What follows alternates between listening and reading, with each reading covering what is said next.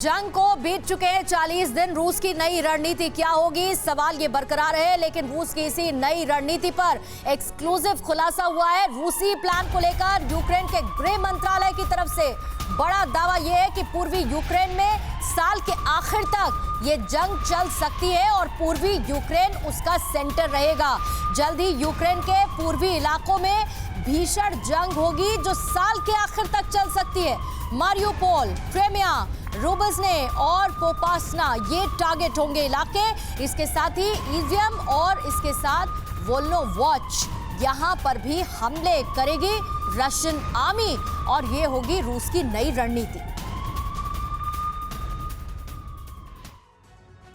और अब जरा ये जानकारी भी देखिए, ये बेहद अहम जानकारी कि युद्ध के 40 दिन गुजर गए लेकिन रूस जिसने इस सबको शुरू किया वो आज कहां खड़ा हुआ है।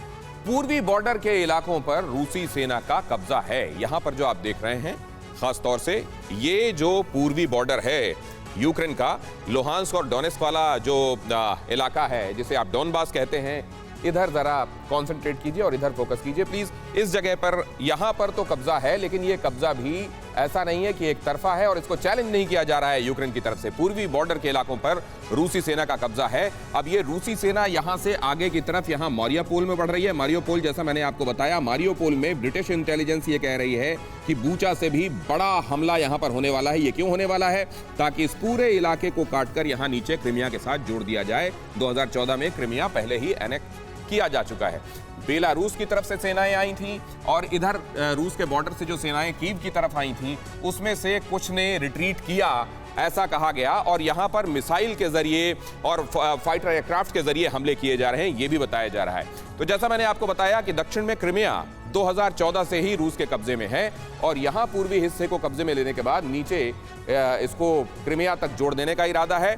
अगर इसको और आगे ले जाया गया तो फिर यहां से सीधे ब्लैक सी को भी अपने लपेटे में लेने के लिए ओडिशा, खैरसॉन से होते हुए आगे ओडिशा तक इसको ले जाने का इरादा है। खैरसॉन पर कई दिनों से रूसी कब्जे का दावा चल रहा है। इनफैक्ट कहा यह जाता है कि जो यूक्रेन के मुख्य शहर हैं उसमें अगर कोई शहर पूरे तौर पर रूस के कब्जे में अभी तक आया है जिस पर कहा जा सकता है कि हाँ यहां पर रूस पूरे तौर पर काबिज हुआ, तो अभी तक खैरसॉन ही उन इलाकों में से एक रहा है। बेलारूस के बॉर्डर इलाकों पर भी रूसी सेना का कंट्रोल रहा है।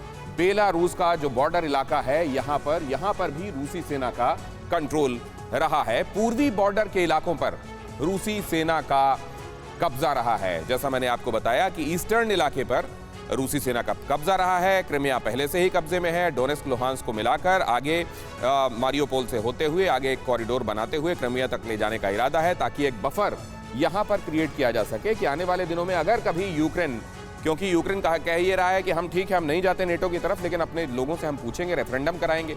अगर भविष्य में ऐसा कभी होता है कि यूक्रेन ने ऐसा कोई रेफरेंडम कराकर नेटो जैसे किसी ऑर्गेनाइजेशन में जिसमें रूस नहीं चाहता कि यूक्रेन शामिल हो भी जाए, तो भी यहां पर एक बफर जोन रहे जो रूस के और यूक्रेन के बीच में एक हिस्सा ऐसा रहे जिसको जो नेटो जैसी फोर्सेस को रूस से दूर रखें। डोनबास में अलगाववादी फोर्सेस रूस की सेना के साथ हैं। सबसे पहले मारियोपोल को खाली कराना रूस का मिशन है। रूसी सेना ने कीव और आसपास के इलाके खाली कराए हैं।